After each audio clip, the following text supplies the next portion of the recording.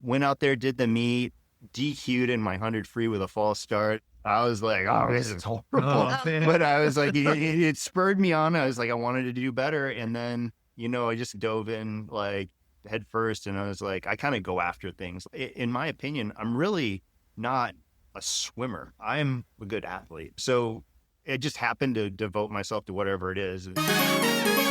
Hello, friends. Welcome to the Champions Mojo podcast, where we bring you interviews and topics to help you live well and swim well. Conversations especially meaningful for masters swimmers and anyone striving to perform better in the water or in life. We're here to champion you.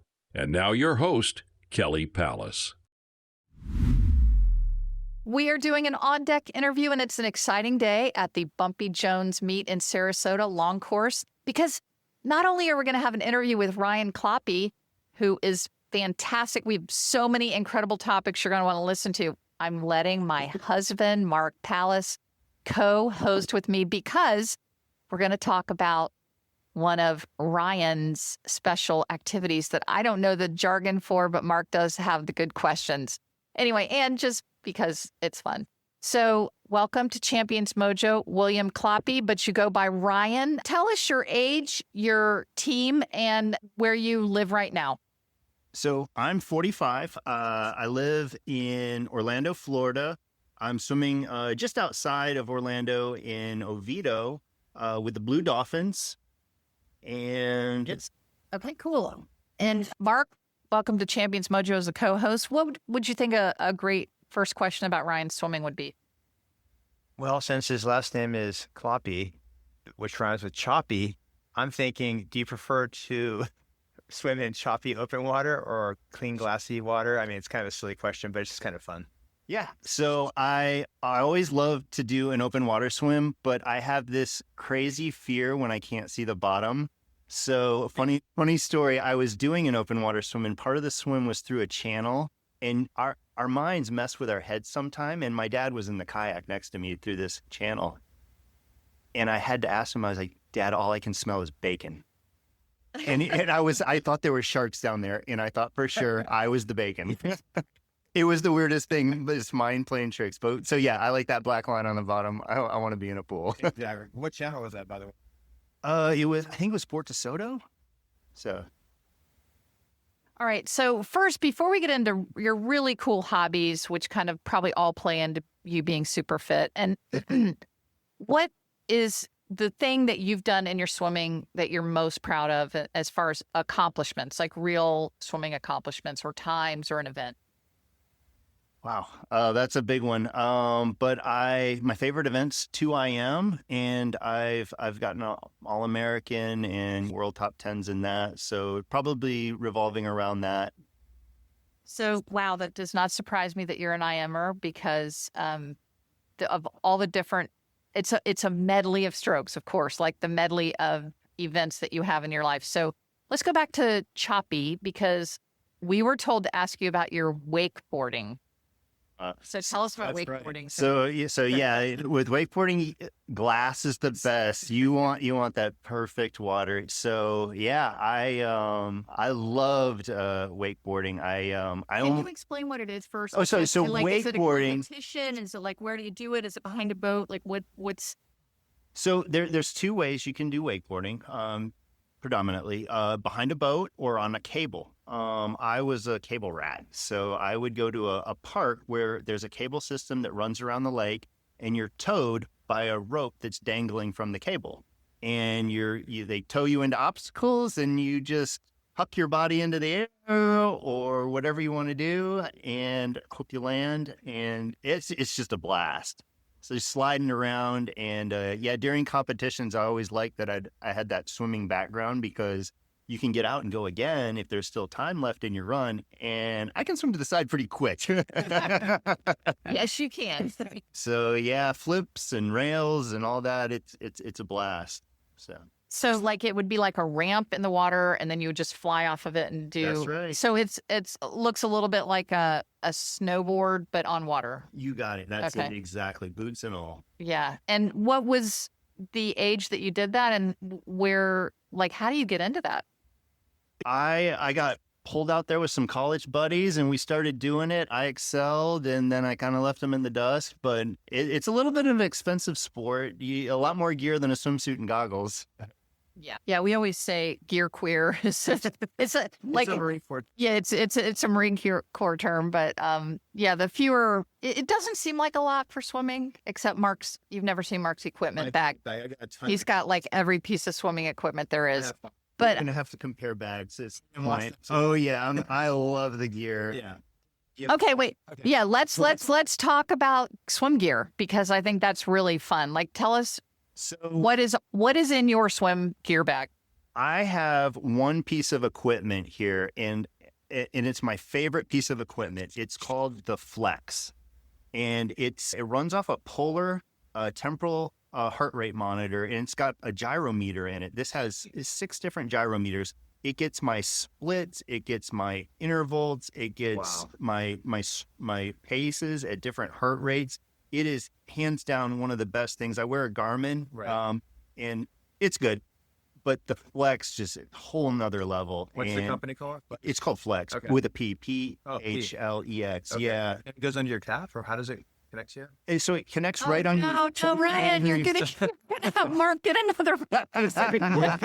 So if you've heard of Triton wear, it's kind of like Triton, except you don't have the box on the back. It's just the heart rate part right here. It's approved by FEMA or World Aquatics, so it gives no feedback during the swim. It's all afterwards. It does fleet tracking, so you can have your full swim team on here on a big iPad. You know, if Bobby's going hard or easy, you can tell if your swim team needs to work on conditioning, or if they're getting ready for a meet. It's workout. It's predictive. But how does it stay on your temple? So it links on to your goggle strap. Your goggle strap. Gotcha. Yeah. And it doesn't come off at all or wiggle when you push off the wall strong? You can't even tell it's there. That's amazing. Okay. How big is it? It's about the size of 3/4 stacked together. 3/4 stacked together. Does it feel weird on your temple? Like, does it press on a vein and give you a stroke? So they make 2 different models of heart attachment, and one of them does. One of them hurts. And it doesn't work very well over the cap, but under the cap, where most guys wear their goggles under the cap, most girls over the cap. So for girls, there is a little bit of improvement there. But anyways, very cool. That's so cool. Do you use it when you race, or do you just wear it when you train? Because I've been getting into this place where I like to see my metrics like during a race. That's why I'm wearing my Garmin, even though it's not the most like hydrodynamic piece of kit. No, it is not. but it's still fun to see, like, oh my God, I got my heart rate. It said it got up to 200 yesterday, which is pushing it. That's like a new record. I think it's probably an error in reading it, but getting it up super high on like a sprint or maybe a mid distance is pretty impressive. Yeah. So I did wear it for a few races. And I'm not wearing it anymore during races. Why? Because I found out after a few races, my heart rate doesn't get up during a race. Even in a 200, I might get up to 160, which is nowhere near what it's getting up to during a practice, which is really interesting. I was I want to see how I put it on for a race. I was like, I want to see how high my heart rate gets, because it's going to be astronomical. I'm going to see some wildly high number. And like for 100, I get up to 120. It's like, that's barely going. So I don't, maybe I'm doing something wrong, like prepping, but I think that means you can go a heck of a lot faster in a race. No, I agree. Recently I was looking at some sports physiology studies regarding preparation for like a 50 or 100 in long course meters, for instance, or yards. Yeah, this is a great stat. And basically the science was showing that one should get one's heart rate up to like, for like a sprint like that, like a 50 or 100, like at least to like 120. Oh, wow. 125 before you hit the blocks. Like do some jumping, do some arm swings. Well, that's why Caleb's jumping. Yeah, exactly. Right. So that's, I'm just trying to like kind of incorporate that. I'm like, it's only at 90. I better do some more jumping or whatever beforehand. Interesting. Shade up. All right, I'm trying that for the 100 fly in a little while. Yeah. That's what they say. And I did that recently. For 100 free, and it was my best one in a long time. So, all right, let's go back to our swim bags, because I think that's really fun. Fun topic. What else besides the Flex, which is really cool, and now I have a feeling my husband's going to be buying that. I don't like to know my dad much like that. I mean, sometimes I do, but okay, what else? My second favorite toy in the bag is my my snorkel. I love my snorkel. Was I love doing sculling during warm up, so that's a piece that usually comes out. I'm a paddles guy, so I love my paddles. I do use a pole buoy, which on my team, not a lot of people use pole buoys. Wait, what kind of paddles? Because there's so many out there. I use Stroke Maker, the standard old red ones. Only linking on my middle finger. That's it. No wrist strap. That's exactly me. I'm red stroke maker. True old school. But stroke makers are awesome. Yeah. They're big and only the middle finger. Only the middle. Because that keeps your finish. Because you don't want to slide in the water. You don't Yeah, want to that's slide what in the my water. coach said. Yeah, that's really good.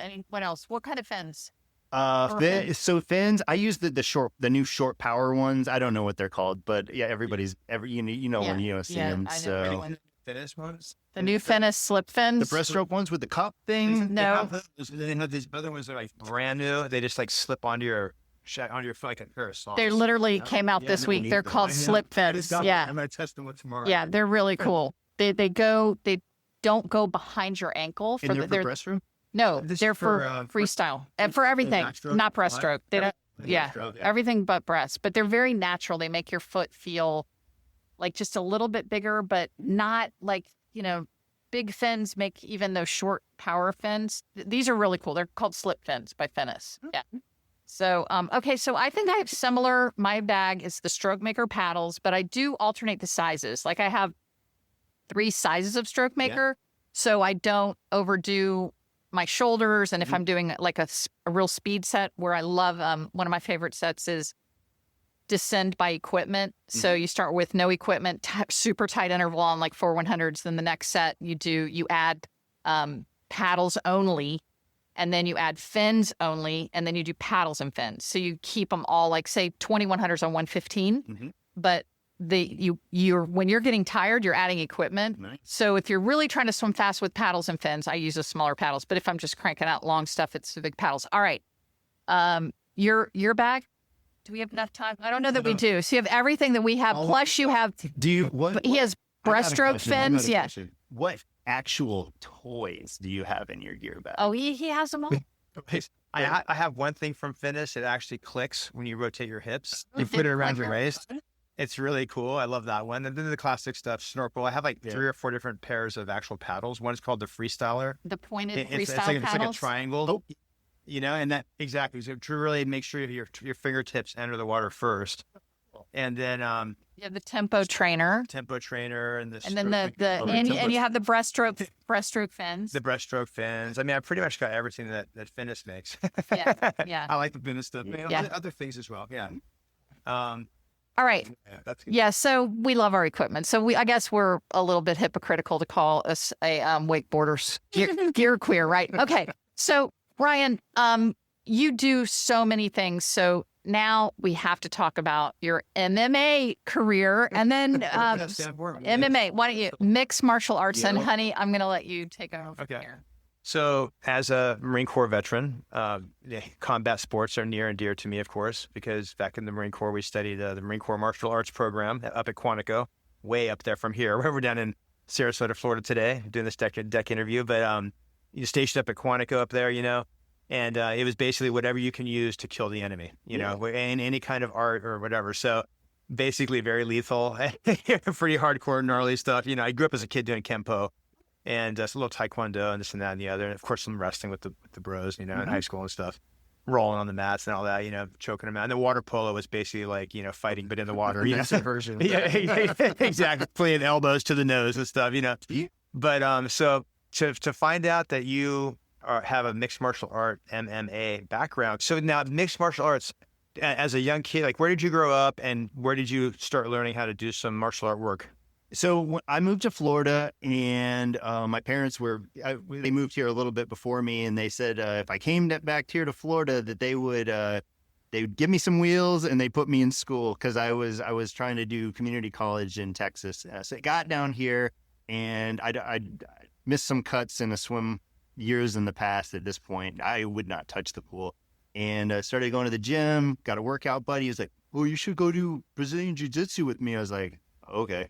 Tried that out, and then he was like, "You should stay after for the MMA class." And I was like, I don't know about that. That looks pretty hard. I don't know. Like, well, you lift some weights. So anyways, I stayed after. I fell in love with it. 10 years later, I was still doing it. And it was fun. We weren't trying to kill the other guy. It was no snatch the jewels or anything like that. Exactly. But it was more like, let's knock each other around and go get a beer. Right. So, but then I noticed like those same guys, they started getting they were a little bit dumb after a few rounds to the head, and I was like, I don't think that's in my future. Right. So I kind of focused on school a little bit more. And after an injury, which took me out of wakeboarding, I broke my ankle really bad. An injury from MMA? And it was an injury unrelated, but I was wakeboarding a lot at the time, and I was like, I want to get. I had a mud run coming up actually, and I was like, I got to get my cardio up. I can still do this run. I'll be a month out from the break. Maybe I can run this thing.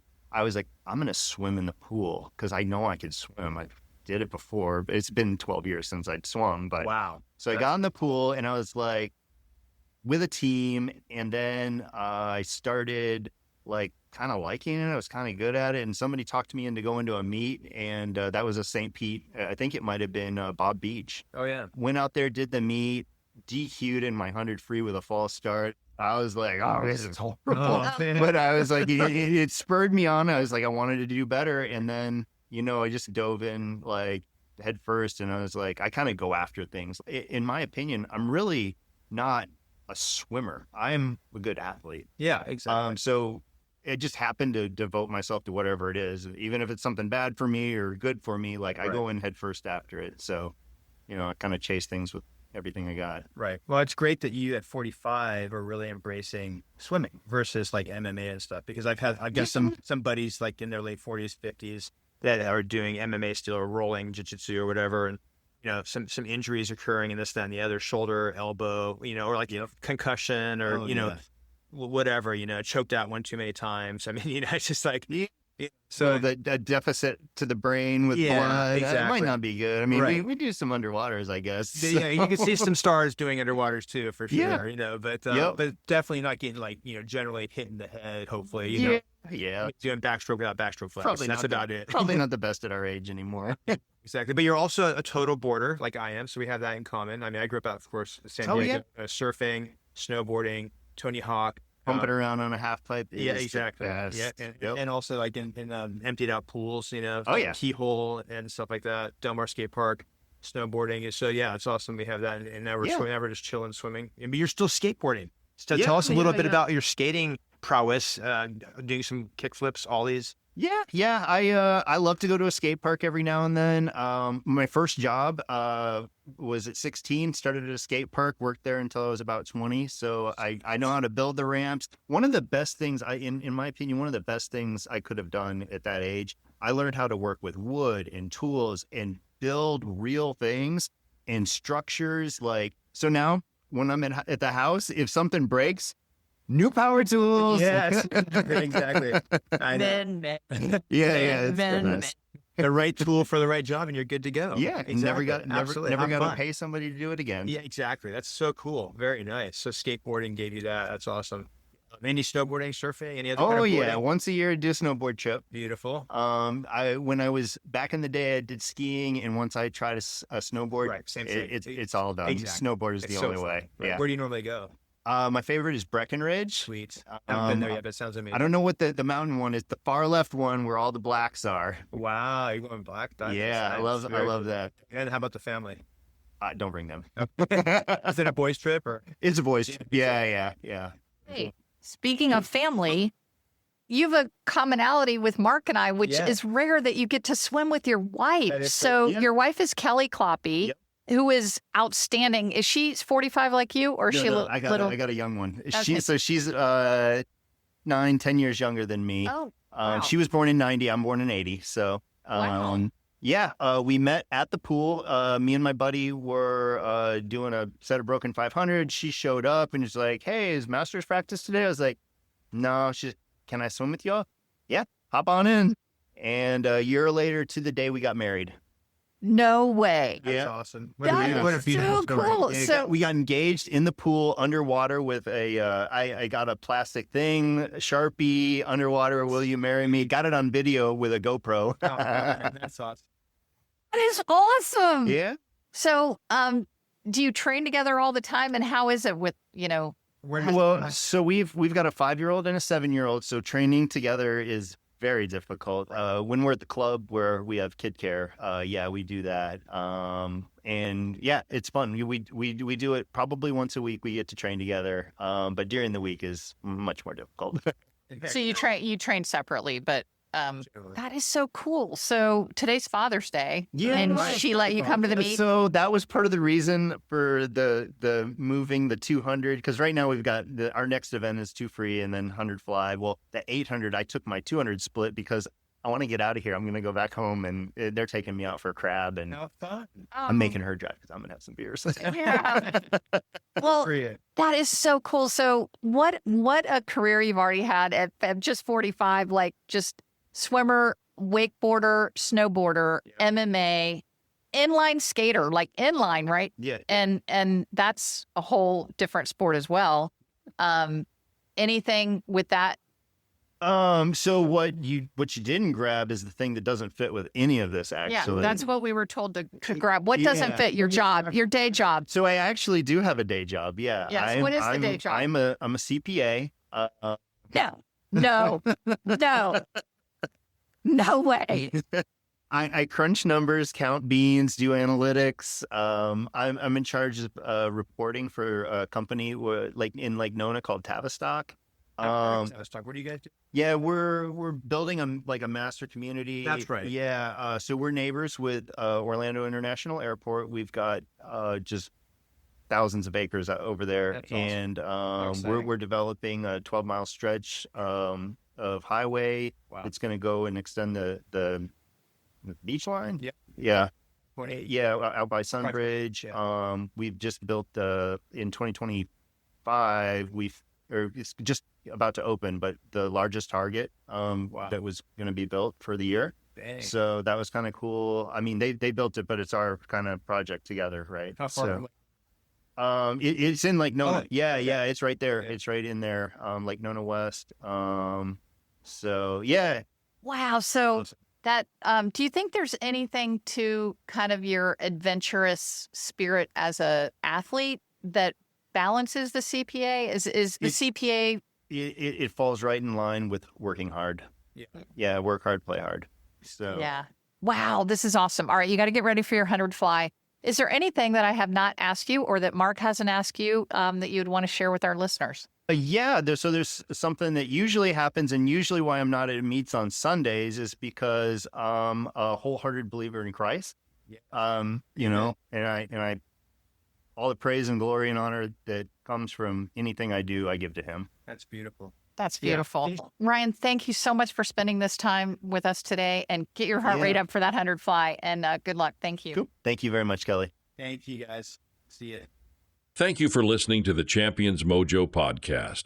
Would you consider leaving us a 5-star review on Apple? That's like getting a best time for us. Kelly and our team would be so grateful. See you next week for another boost of mojo.